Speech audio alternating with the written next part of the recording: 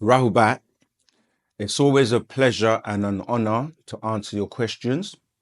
Without you, we wouldn't be able to do this. So remember, to anybody else out there listening, if you would like to send 3 questions to us, um, film yourself using your phone. Make sure you get good quality and upload it to osmvision.wetransfer.com and we'll answer your questions for you.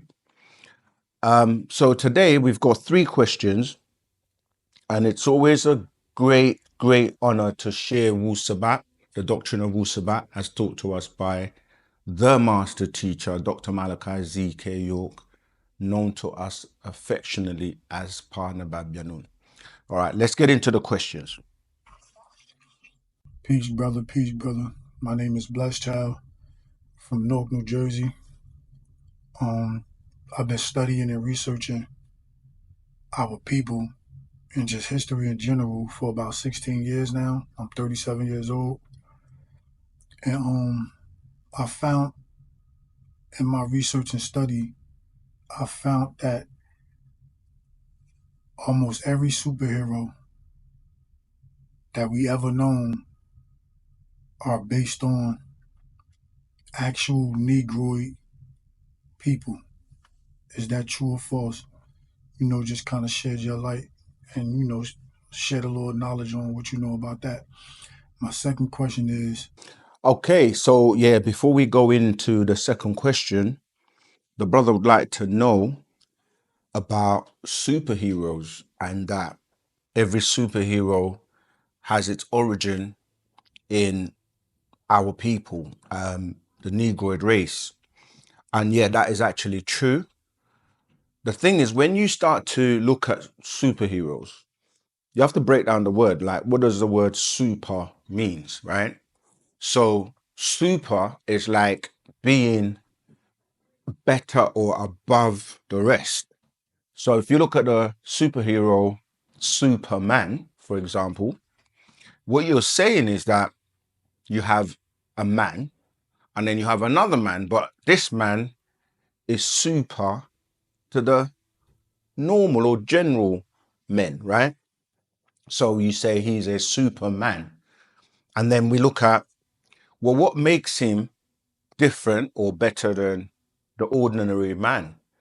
And you look at Superman, what can he do? Superman can fly.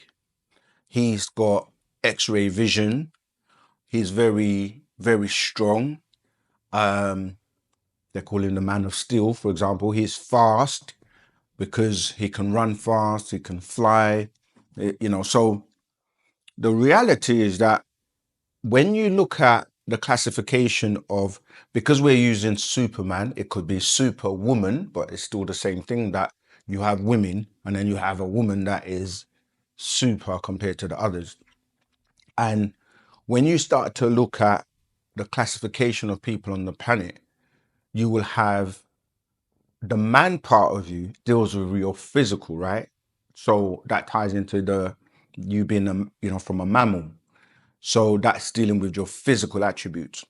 So when you're dealing with the physical attributes in terms of running, anything to do with physically playing football, tennis, whatever you can think of that you do with your physical body, and then you look on the planet as to who has the highest ability in those things, whether it's football, tennis, golf, boxing, running, you will find out without a shadow of a doubt that the Negroid race will be the superior to pretty much everyone in all fields, whether it's music, you can do your own research. So when you're looking at, okay, beyond the physical body, right? So you're dealing with the mental now, you're dealing with the mind. Again, you would have to go, okay, where is the evidence for the people that have used their mind the most in terms of inventions, right? Who has the most patents in terms of inventions? And unbeknown to a lot of people, a lot of these inventions were done by Negroids. And you can go and do your own research again. So I'm saying that to say that there are different parts of you which deal with your physical body, which deals with your mind. And then we can go even further where we're saying that when you classify humans on the planet, or what people call humans, you will see that you will go from a supreme being. Supreme means the highest or the top of the top. Supreme being, yeah, to human being, to human, to man, to mammal, and you can keep going to like beast, demons, ghouls, specters, ghosts. And again, when you look at, when you talk about a supreme being, you're talking about a being that has mastered not only the physical world, but the spiritual, what people consider the spiritual world. We make it simple by saying the seen world, which deals with the physical world, locomotion and using your physical human suit. And then that's 360 degrees, which is 360 represent a complete or full information or mastery of the physical or the seen world. Then you have the completion or the full circle of mastering the spiritual world or the unseen world, which covers the things like I said, like your mental, your mental being, your spiritual being, your etheric being. And so because there are two sides, you master both sides, you become a 720-degree being, which is a supreme being, a being that's using the full capacity of their brain, because most people use less than 10% of their brain at the moment. And that's because most people were maimed by the removal of the barythry gland, which gave you access to using your entire brain. And so you would then gain access to these powers or higher senses, you know, clairvoyance, intuition, telepathy, and psychometry, which make you able to perceive and see things and have clear visions to different dimensions and be able to, you know, watch, if you watched the movie Inception, for example, that movie was talking about someone who was not able to be successful in life, and he was going downhill until he discovered this drug that he took, which kind of gave him most use of his brain. And then he started to basically be very clean, very sharp. He was successful in business and he started to make a lot of money, etc., etc. So I hope that's the right film. Yeah, I think it is Inception. If it isn't, we'll put it in the chat. But yeah, so now on the screen on Hollywood, in Hollywood, they make these fictitious characters like Superman, like Spider-Man, like, you know, whatever, Iron Man.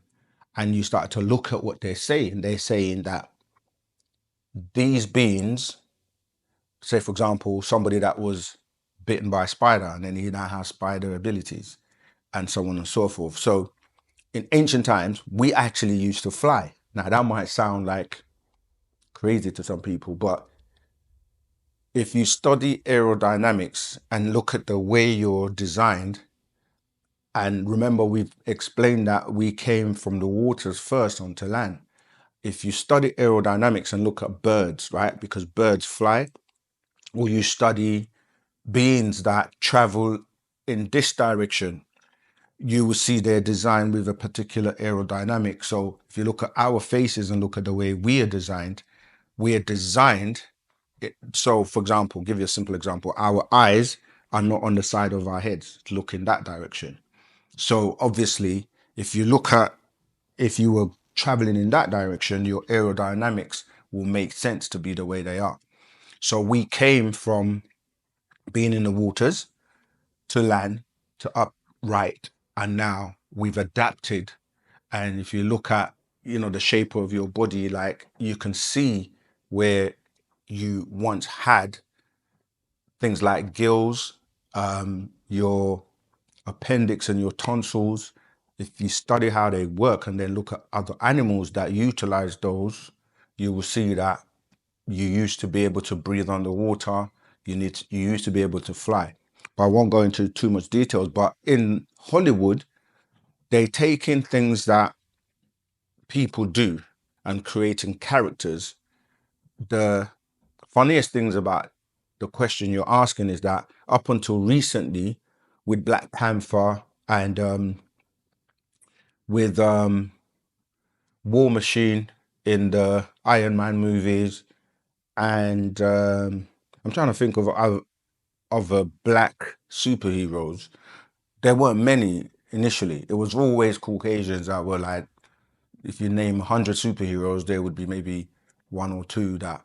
But now, as I said, with Black Panther and you're getting to see more black characters as superheroes. But to answer your question, the real heroes on the planet, when you start to look at the physical body and look at who has things like the melanin, more of it, or who produces more melanin, because melanin gives you higher abilities in terms of neuromelanin, in terms of your brain and your mind power. If you look at, as I said, the physical attributes of who's the fastest runner, the fastest, do you know what I mean? Whatever you want to look at, you will find that is easily Nagaru's, and other people have learned from them and they're also able to, or they have the ability, but Hollywood and reality are completely different. Where when you start to look at, say, the European, they have the deficiency in melanin. They are not able to perform as, to the level that the Negroid are able to do. So I hope that's answered that first question. But yes, to answer your question, it is true. Even when you start to look at in history, like when you say human, the first part of who is HU, which is who in ancient Egypt, who's one of our deities, and the deity of the creative forces of will, because to create anything, it comes from that having that ability initially to think of it, and then to have a blueprint or black print, and then you manifest it into the physical. So your mind is actually the most powerful. Look at the what you call them, the X-Men. You have Magneto, and I remember the other guy's name, the one that sits on the one in the wheelchair. Well, his power is his mind. He's able to do anything with his mind. And so your mind is the most powerful superpower that you have. And everything comes from you, from the mind. So when you look at, okay, who's the most prolific writer on the planet? It goes back to Tahuti being that being, the scribe in ancient Egypt that wrote most of the knowledge. And this is who has incarnated again in this day and time, Pa'ana Babyanun, our the master teacher that teaches us to use more of our brain and our mind to be able to act and behave like a supreme being, the real superheroes. And this is my superhero suit. All right, let's move on to the next question.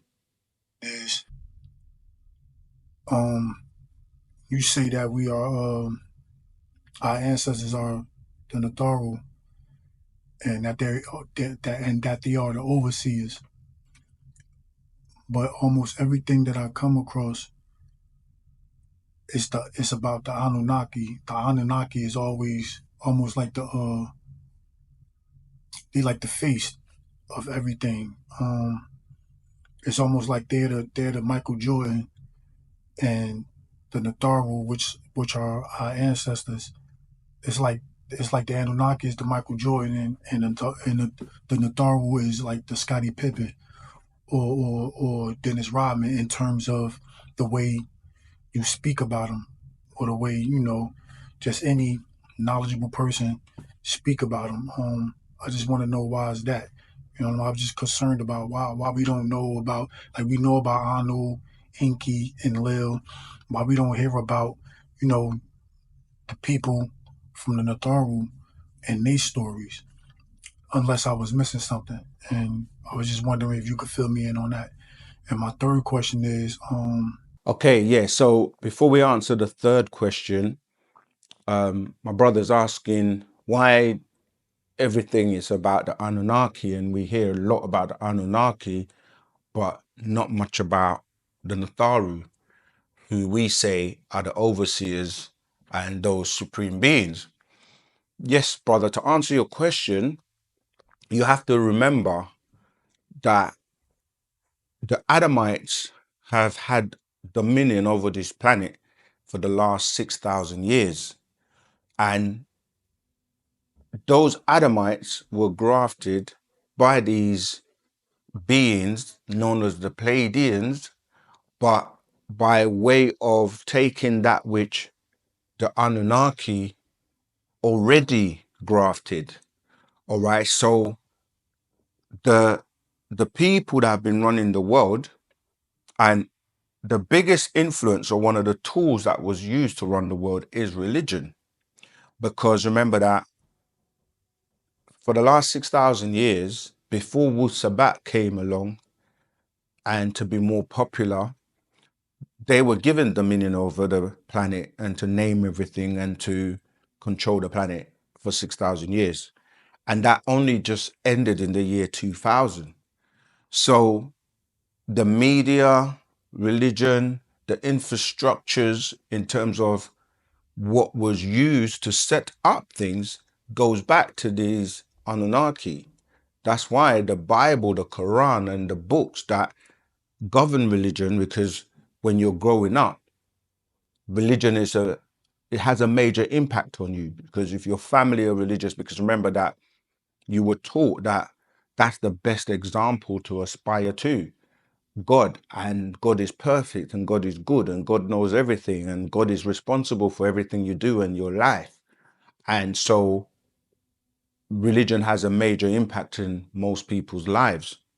However, you were just given the wrong outlook in life because you didn't know of the Natharu. You didn't know of these Anunnaki and these extraterrestrials that are passing themselves off as being these good beings, right? You didn't know that they were all extraterrestrials, and you didn't know they were Anunnaki. And another thing, again, remember we say Anunnaki is not the name of beings, it's a description of an incident that took place, and the beings who happen to be Anu's family predominantly, you mentioned Enki, Enlil, and others, Nagal, Arishkigal, and Ninki, Ninti, all of these beings were the ones that gave you religion, and then the family or the people that control the world, Abraham, etc., all the characters in your religious books that were plagiarized from the Anunnaki stories. So you wouldn't hear about the Parnatharu because Wu-Sabat and the truth only came out since the master arrived in the 60s, but he opened the seventh seal in 1970, preparing for the coming in of the sun cycle, the new world where it's going to be based on truth. And everyone tells you that when this truth comes, that falsehood or falseness, false information is going to perish. So yes, this is why now, in order for you to know about the Parnatharu, the smoke screen has to be cleared, and now the truth is coming out, because first it was exposed that the Bible, the Quran, and these books are coming from the Anunnaki, tablets that were found, the Enuma Elish, the Gilgamesh epic, the Atrahasis, and the many, many Akkadian tablets that have been uncovered. And so the truth started to come out in terms of who these characters, like the deities in your religious books were, and the angels. But then that led you to knowing that from the year 2000. So when the seventh seal was opened in 1970, it was a build-up, and 30 years to the year 2000, where pure truth, right knowledge, right wisdom, right understanding that leads you to sound right reasoning is now being administered, and it was spreading throughout the world for people to start to know about who the real beings are, as in the Parnatharu. So the way you're going to learn about more about the Panatharu is through what we call the hereafter doctrine, which is now going into information about them. So we have like a series of scrolls called the Master's Secrets, because Parnabab Yanun, Dr. Malachi Z. York himself, is part of the overseers as one of the nine, right? The nine, the Council of Nine, the overseers, the Parnatharu, and as a master of heaven and earth, or the unseen and the seen world, he's putting out these secrets that have never yet been made available to this extent. And so the master secrets are information that go into the Parnatharu, this being the 24 elders, which talks about these beings, these elders. They're spoken about in all the religions as the, they might refer to them as the Igigi, the ones who stayed up, or as we say, the Parnatharu, and you know, and you have even what people are calling Anunnaki, but you have agreeable Anunnaki and you have disagreeable Anunnaki. So the next series of books for this hereafter doctrine, where you're going to learn more about the Parnatharu, are called Actual Fact. Okay, and this is called Kabir Kadam, which means Bigfoot. And this goes into these beings that came from Sirius, the Syrian beings. And you can see how they tie into other beings like the Pleiadians and the Syrians and the Octorians and the Aldebarans and the beings that, because once you open up into the realm of beings that are higher than the normal humanoids, you go into that realm of different constellations, different star systems, and different beings. And in that realm, just like here on the planet, in that realm, the highest will be the Parnatharu, because every race on the planet has its original seeds. It's seeded from beings from other worlds. And so in that realm, when you're dealing with the Parnatharu, you're dealing with the Anunnaki, you're dealing with the Pleiadians, the Octorians, the beings from Aldebaran, the Ashtar Federation. You're dealing with, like the Meldekians, the Maccabeans. You're dealing with, like we said, what people call Bigfoot.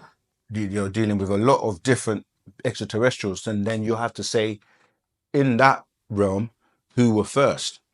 And then finally, in terms of the hereafter doctrine, the Partaruk. These scrolls are all dealing with information about the Parnatharu that you may never have heard of. So the hereafter doctrine is the Partaruk, Actual Facts, Master Secrets, and any updates and information passed to us from the overseer that is with us, known as Parnabab Yanun, who gives us updates and writes letters and, gives information in many, many methods. So yes, that's how you're going to learn, because we're in a new cycle. It's about truth, and the Parnatharu, that's what they deal with. And the way you're going to learn is subscribe to OSM Vision, because what we teach was given to us by our overseer, who is a Parnatharu, who is an incarnated being, right, from the 24 elders and part of the nine, the Council of Nine. And he is connected to both realms, and he's able to share with us information as a Natharu himself, and talks to us about the other part. Natharu Pa just means the, so the overseers. All right, let's keep going to your final question. Um, I kind of lost my train of thought, but my third question is about they say that every president in the United States of America are related, and it's like a bloodline thing that they got going on to keep the blood sacred or holy, or somewhere along the lines of that. I just want to know, can you shed your light on that? Thank you. Okay, so the third and final question is relating to the presidents of America being related by blood, and if I could shed some light on that. Yes, because again, like the previous question, for 6,000 years, these bloodlines have been running the planet because it was a conspiracy.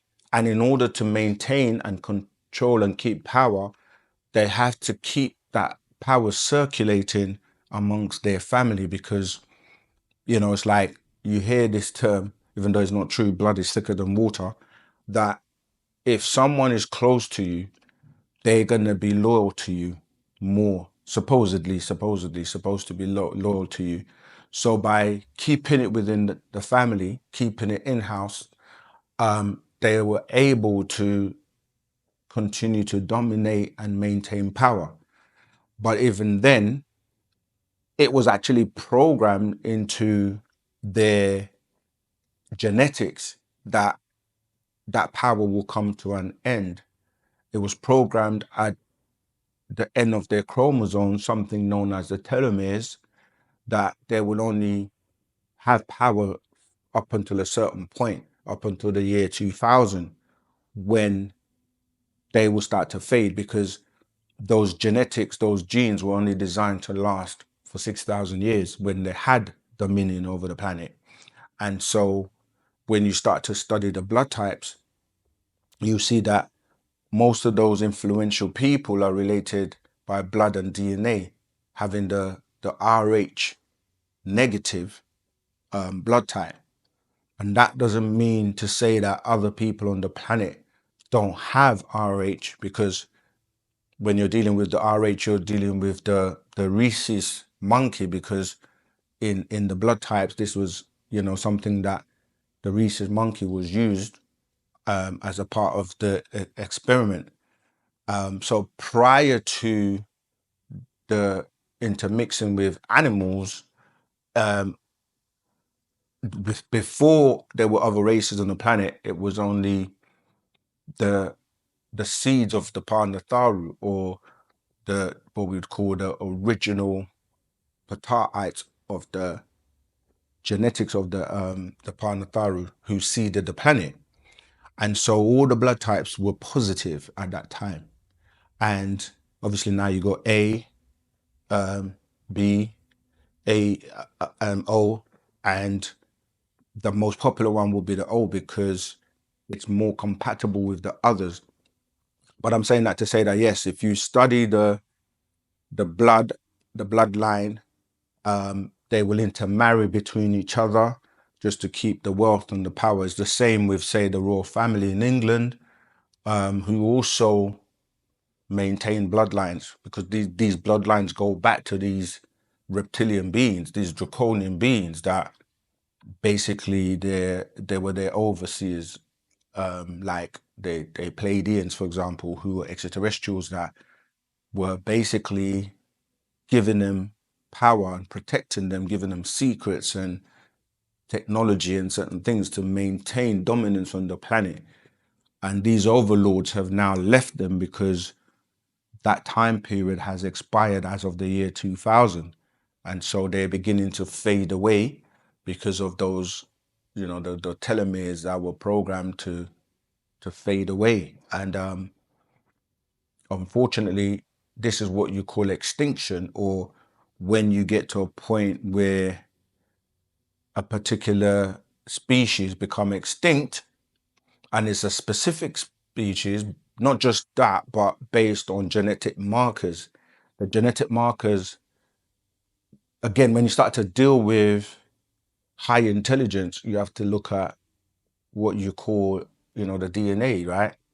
ACGT, because these are the DNA encoding and the pairs, and within those you have genetic markers that these scientists, because these extraterrestrials of high intelligence, they actually are responsible for the design of our beings. And so certain beings were designed and encoded with specific genetic markers that will go off or be affected at particular times.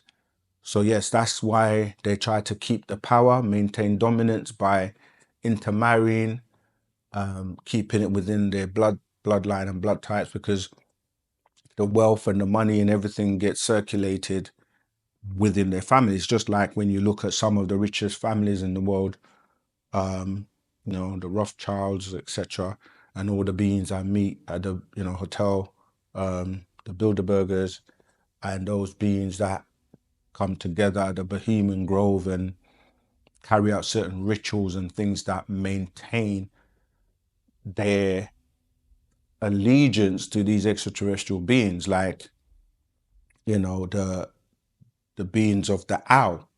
This is why when they go to the Bohemian Grove and they carry out certain rituals to the owl, because that owl represents a being that's nocturnal, that can see in the dark, that can twist his head around, and supposedly having the all-seeing eye to be the one at the top. This is what you call in those that are illuminated, or the Illuminati. And these beings are the ones that have been running and controlling the planet. And when you look at the structure and the pyramid of power, you will have like the 1%. You have like beneath that the 3%. Then you have like the 300 richest people in the world. Then you have the 500 richest people in the world, and then it filters down. So the ones that control the money, the power, the influence, they control what you see in terms of your senses. What you smell, what you taste, what you hear, in terms of the media, the pictures that are put online. And they've been basically controlling by making the people on the lower state of the pyramids, they're meant to be dumbed down. They're like slaves. They're just like the Anunnaki did with the Abd, like making you a slave, or a primitive worker known as a Lulu Amilu. That's what they did. They came here, took the genes of the beings that were already evolving, and mix their DNA to produce different offspring and hybrids, and maiming and turning on and off certain genes and removing certain abilities, so that you would literally be a slave and be a worker. But the thing is that was only going to be for a specific time before you start to wake up and to get back your abilities. And people will say, well, if it's been removed, how can I gain back the ability? This is the purpose of the beings that are elevating to a point where they are seen to be worthy to receive their barythry gland back. It will be reinserted by way of an operation in the submental.